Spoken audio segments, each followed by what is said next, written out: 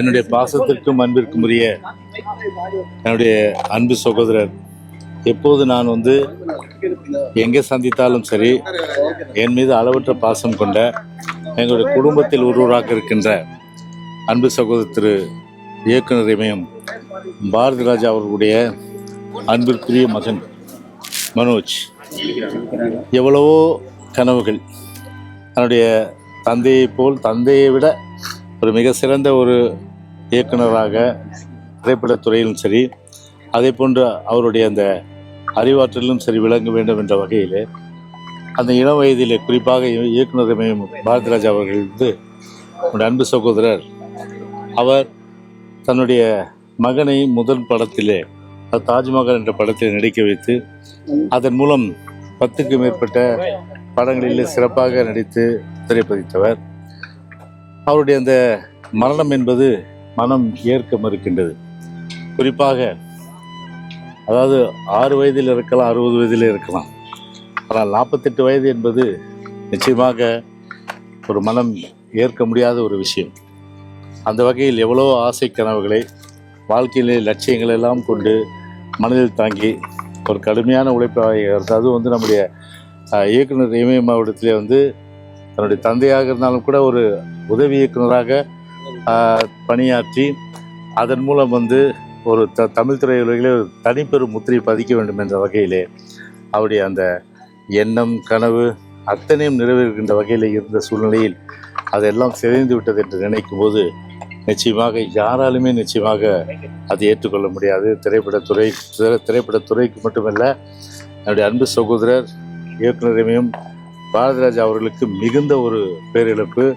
இதை நிச்சயமாக அந்த வார்த்தைகளால் சொல்ல முடியாத அளவுக்கு அந்த பேரிழப்பு நிச்சயமாக இருக்கின்ற ஒரு சூழ்நிலையிலே கழகத்தின் சார்பில், கழக பொதுச்சார் சார்பிலே அவருக்கு இப்போது இறுதி அஞ்சலி செலுத்தப்பட்டது என்பதை தெரிவித்துக் கொள்கின்றேன். எனவே திரு பாரதிராஜா அவர்கள், அன்பு சகோதரர் அவர்களுக்கு இறைவன் எல்லா சக்தியும், இயற்கை எல்லா சக்தியும் கொடுத்து, மன வலிமையும் கொடுத்து, அதன் மூலம் அவருடைய குடும்பத்திற்கு எங்களுடைய ஆழ்ந்த இரங்கல்களை நாங்கள் தெரிவித்துக் கொள்கின்றோம். பர்சனலாக இது எனக்கு ரொம்ப பெரிய இழப்பு. காரணம் என்னன்னா, சின்ன வயசுலேருந்தே பிரசாந்த் கூடயே சின்ன வயசில் பழகி அவங்க 2 பேரும் ஒன்றா விளையாடி அப்படி இருந்த டைமில் மனோஜுக்கு டான் பாஸ்கோவில் சீட் வாங்கி கொடுத்து படிக்க வச்சது. ஒரு தங்கமான பிள்ளை, எந்த கெட்ட பழக்கம் கிடையாது. அப்பாவுக்கு ரொம்ப கீழ்ப்படிஞ்ச பிள்ளை பிரசாந்த் மாதிரி. தான் நிறைய கனவுகள், இப்படியாவது பெரிய டைரக்டர் ஆகணும் அப்படிங்கிற ஒரு ஆசை மனசுலேயே இருந்தது. டைரக்டர் ஆகியிருந்தால், அதாவது நிறைய படங்கள் பண்ணியிருந்தா இன்னைக்கு ஒரு எஸ்டாப்ளிஷ் டைரக்டராக நிச்சயமாக மனோஜ் இருந்து பார்க்குறேன்.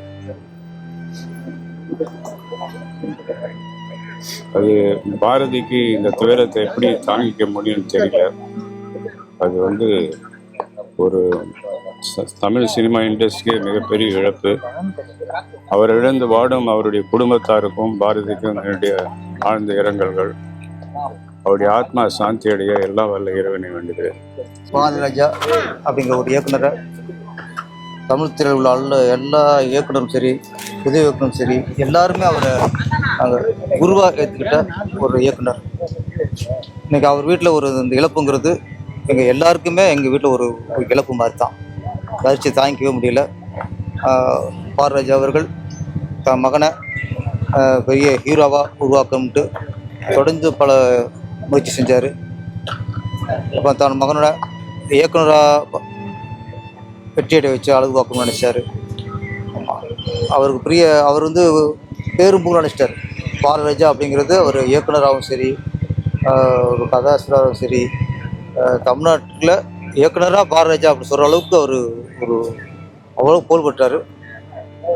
வெற்றி ஒரு மிதமிஞ்சிய வெற்றிலாம் பார்த்துட்டாரு, விருதுகள் பார்த்துட்டாரு, நிறைய பாராட்டு விழாக்கள் எல்லாம் பார்த்துட்டாரு. அவருக்கு இருந்த ஒரே ஒரு குறை, தன்னுடைய மகன் மிகப்பெரிய அளவில் ஜெயிக்கலைங்கிற ஒரு வருத்தம் தான் இருக்குது. எனக்கு அது ரொம்ப அதிர்ச்சியாக இருக்குது.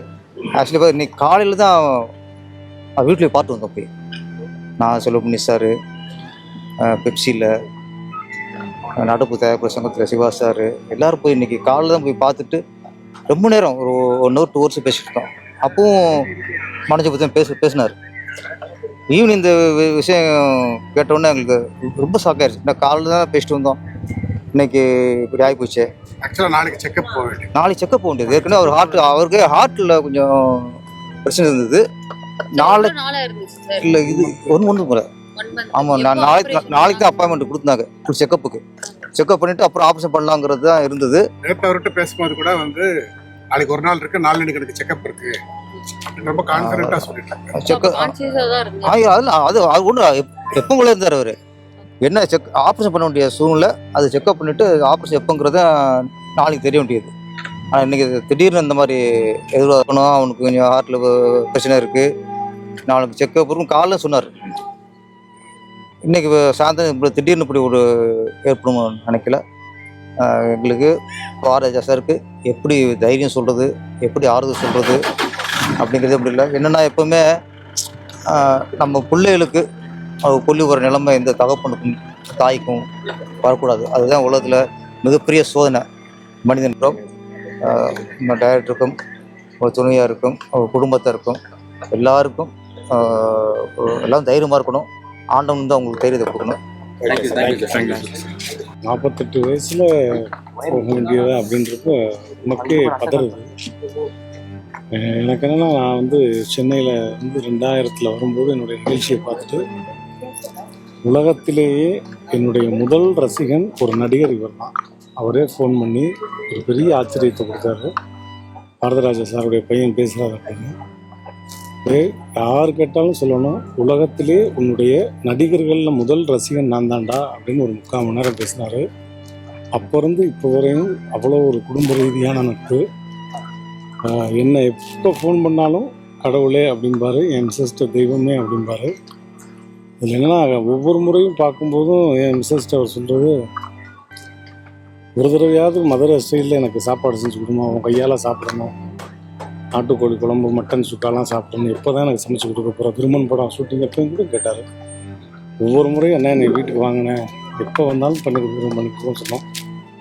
கடைசி வரையும் அந்த ஆசை நிறைவேறாமல் போயிடுச்சு. பார்க்கும்போது மனசே பதறுது. அப்படி ஆத்மா சாந்தியடைய இறைவனை பார்த்துக்கும். மனோஜோடைய மரணம்ங்கிறது துறைக்கு மட்டுமில்லை, ஏனைய நண்பர்களுக்கும் ஒரு மிகப்பெரிய இழப்பு. என்ன கேட்டிங்கன்னா, அவர் மாதிரி ஒரு சுத்தமான ஒரு ஆத்மாவை நீங்கள் பார்க்க முடியாது. நிறைய அவர் கூட நான் ட்ராவல் பண்ணியிருக்கேன்.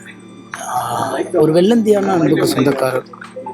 அவர் பெருங்கனவு இயக்குனர் ஆகணும் அப்படிங்கிறது, அது வந்து பல்வேறு முயற்சிகள் இயக்குனர் சரி, நிறைய இயக்குநர்கள் சேர்ந்து அவர் எப்படியாவது வந்து நம்ம இயக்குனருடைய மகன், நம்ம வீட்டு பிள்ளை அப்படின்னு சொல்லிட்டு எல்லாருமே அவருடைய வளர்ச்சியை வந்து எல்லாருமே வந்து எங்கேயாவது ஒரு இடத்துல உயரத்தில் தூக்கி பிடிக்கணும்னு நினச்சாங்க. ஆனால் இவ்வளோ சீக்கிரம் வந்து இயற்கை வந்து அவரை ஒரு பேர் இழப்பு ஏற்படுத்துங்கிறது தெரியாது.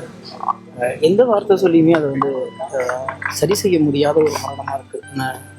அதுவும் இயக்குனருடைய இடத்துல இருந்து பார்க்கும்போது புத்திரசோகங்கிறது எவ்வளோ பெரிய இழப்புங்கிறது இழந்தவங்களுக்கு தான் தெரியும். மனோஜ் தூரத்துலேருந்து பார்க்கும்போது ஏதோ வந்து விளையாட்டு பிள்ளை மாதிரி இருப்பார். உள்ளுக்குள்ளே அவ்வளோ வேட்கை அவருக்குள்ளே இருந்துச்சு.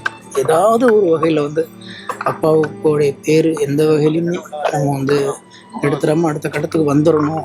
ஏன்னா இவ்வளோ பெரிய இயக்குனருடைய பிள்ளையாக இருந்துக்கிட்டு அடுத்த கட்டத்துக்கு நம்ம வராமல் போனோம் அப்பாவுக்கு, அது மிகப்பெரிய ஒரு தாழ்வுமான பணி ஏற்படுத்தி நிறைய பேசியிருக்காரு. நிறைய ஸ்கிரிப்ட் சொல்லுவார், நிறைய இடத்துக்கு நாங்கள் பயணம் பண்ணியிருக்கோம். ஆனால் இந்த நிமிஷம் கூட நான் வந்து மனோஜுடைய மரணம் உண்மையினால் நம்ப முடியாத ஒரு சூழல் இருக்குது. பேர் இழப்பு, அந்த இழப்பை எப்படி சரி கட்ட போகிறாங்க திரைத்துறையும் சரி, டைரக்டரோட குடும்பமும் சரி.